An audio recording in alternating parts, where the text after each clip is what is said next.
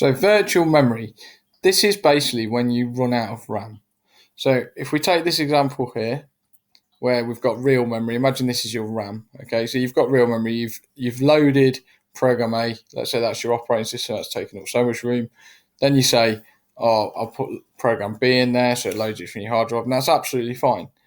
And RAM will fill up, but then it gets to a point, or it can get to a point, where you try and load something and there's no more room in RAM. And for something to be running, it needs to be in RAM. So your computer doesn't break. The way it deals with this problem is by using virtual memory, something your operating system will sort for you.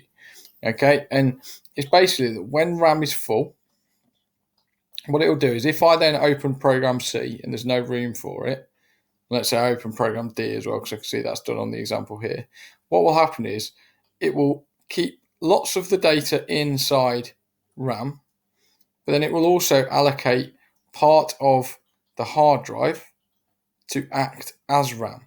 That is virtual memory. So it's pretend RAM inside your hard drive. Okay, and it's needed when you open up too many programs. Now, the downside of it is slower. Because if you imagine, if I'm loading things from RAM, that's quite fast. But if I want to load something that needs data from virtual memory, what it's going to have to do, it's going to have to swap things out from RAM. So let's say I wanted to load up everything to do with program A, then I need to get that block of A back in here. So I might swap D, put that in here and put A back in there, and then it will continue. But those swaps take time, so it is slower than if it's just in RAM in the first place. Okay, it's less of an issue now because of solid state disks, solid state drives, because solid state drives are incredibly fast compared to hard disk drives. So that makes virtual memory less of an issue, but it's still an issue. Okay,